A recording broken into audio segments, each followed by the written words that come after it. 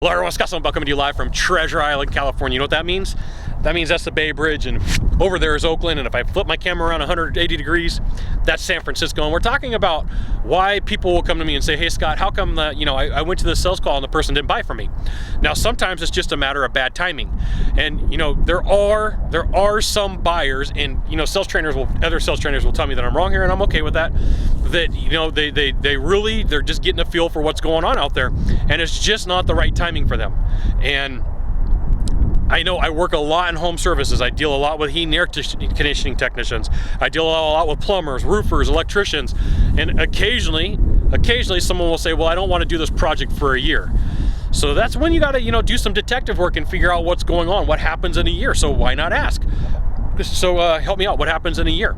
But you got to be polite about it. It's not like a critical response, and it's not like you're trying to push to get this information. If you're very polite about it, people will tell you, like, you know what, I get this much money, or I got a CD maturing. You can figure out a creative way for financing. But if you just, like, someone says, oh, I'm not doing this for a while, it could just be the put off, and they're telling you, don't ask me for the business at the end of the sales call.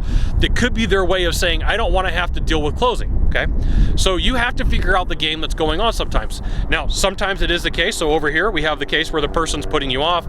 They don't want to have to deal with a salesperson. And over here, they do have a real reason of why they're not going to buy the product or service.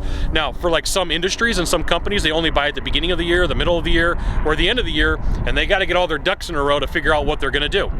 Right? It just depends upon what industry you're from. It could be the wrong timing. But here's the mistake the salespeople make, is they don't keep in touch, and they don't have some sort of resource that they put the information in and say, you know what, those people wanted me to follow up with them, a month from now or 3 months from now. They do their presentation and they say, peace out, Girl Scout, and you never hear from them again.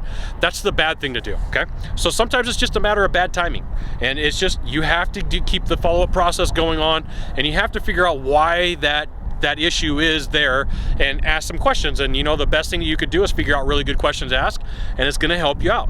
Now, there is a bit of risk involved, and what you got to understand is if you don't ask these questions and you don't figure out what the problem is and you don't figure out what the issue is, then you're not ever going to get an answer, and it creates some challenges for you. Okay.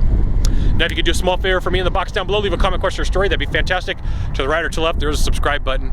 Subscribe, and then you can send it out to all your friends via StumbleUpon, Facebook, Twitter, Google+, the LinkedIn. Scott Sylvan Bell coming to you live from Treasure Island, California. We'll see you soon. Thanks for watching. Aloha.